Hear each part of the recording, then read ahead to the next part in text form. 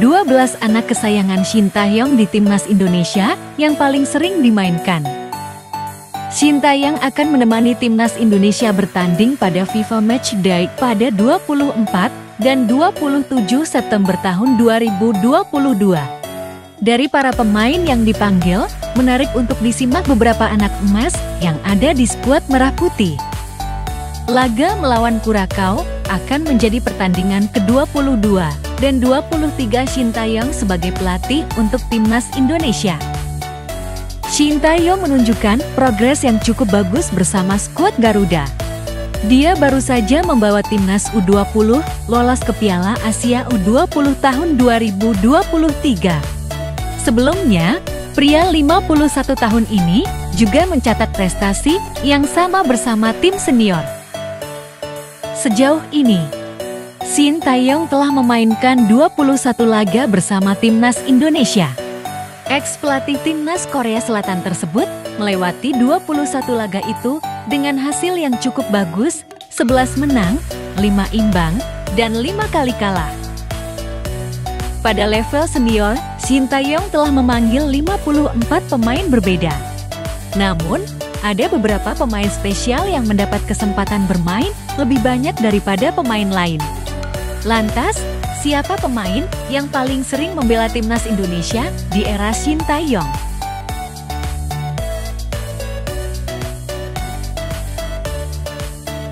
Rumakit pernah menjadi andalan Shin Tae-yong untuk mengisi peran winger timnas Indonesia.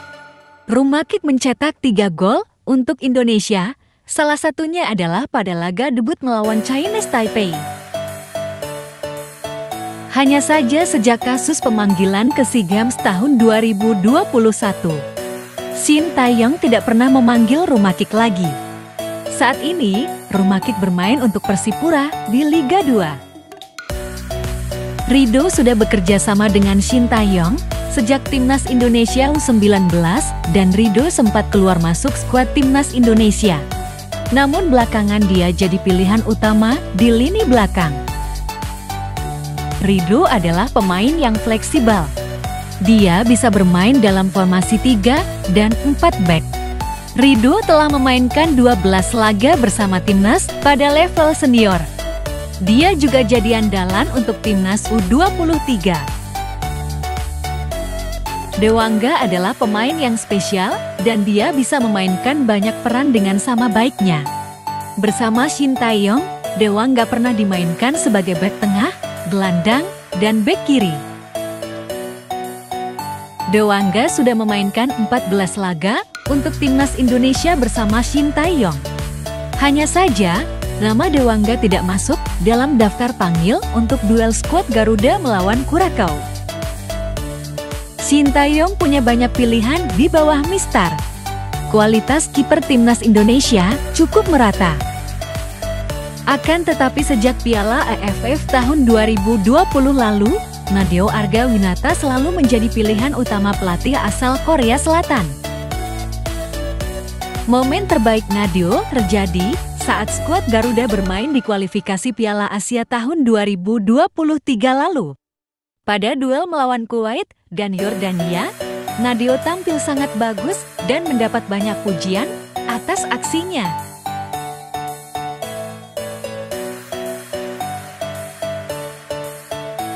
Evan Dimas menjadi nama yang seolah terlupakan dari timnas Indonesia.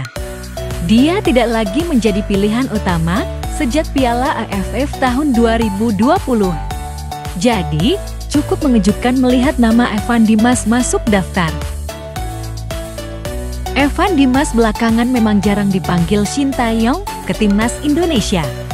Namun pada awal kedatangan pemain asal Korea Selatan itu, Evan adalah pilihan utama. Dari 16 laga, Evan mencetak 5 gol untuk timnas. Irfan Jaya menunjukkan performa apik pada periode tahun 2020 sampai tahun 2021 lalu. Dia selalu jadi andalan pada level klub maupun timnas Indonesia. Irfan Jaya mampu bersaing dengan Witan Sulaiman dan Egy Maulana Fikri. Irfan Jaya adalah pemain yang spesial. Dia punya naluri yang tinggi sebagai winger. Kemampuan individu Irfan Jaya juga bagus. Dia mencetak 4 gol dan 2 assist dari 16 laga.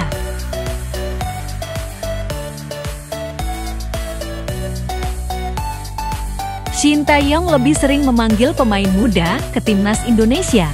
Namun ada satu pemain senior yang selalu dipanggil, yakni Fahrudin.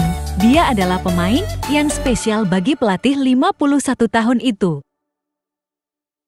Fahrudin tampil sangat konsisten, baik pada level klub maupun timnas.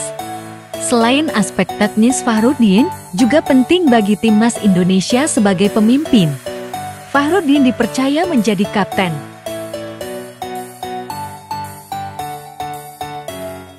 Witan punya bakat yang sangat spesial. Sebelum era Shin Tae-yong, Witan sudah jadi andalan timnas Indonesia pada kelompok usia. Bersama Shin Tae-yong, Witan selalu mendapat tempat di skuad Garuda. Witan bahkan tercatat sebagai top skor timnas Indonesia era Shin Tae-yong. Pemain yang pernah membela PSIM Yogyakarta itu telah mencetak 6 gol dari 17 laga. Witan juga membuat 6 assist.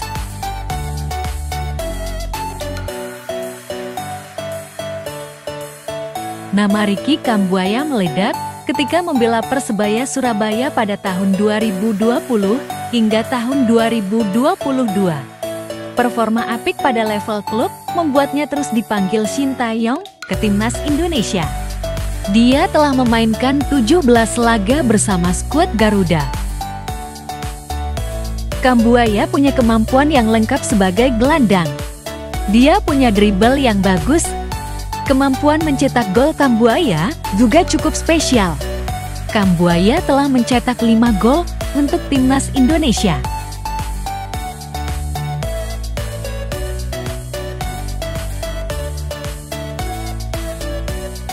Asnawi Mangkualam boleh dibilang sebagai anak emas Shin Tae-yong. Hubungan Asnawi dan Shin Tae-yong diyakini lebih dari pelatih dan pemain. Sebab, Shin Tae-yong punya andil dalam karir Asnawi yang kini bermain di Korea Selatan. Shin Tae-yong menjadikan Asnawi sebagai kapten utama timnas Indonesia, pengganti Evan Dimas. Pada aspek teknis, Asnawi selalu jadi pilihan utama. Peran Asnawi di skuad Garuda sangat penting. Pratama Arhan dipercaya Shin Tae-yong untuk membela timnas Indonesia pada semua level. Arhan pernah bermain untuk tim U19 dan kini masih bermain untuk tim senior dan U23. Pada level senior, Arhan sudah 19 kali dimainkan Shin Tae-yong. Artinya, Arhan hanya 2 kali absen. Arhan adalah bek kanan yang spesial. Salah satu momen terbaik Arhan adalah menjadi pemain muda terbaik di Piala AFF tahun 2020.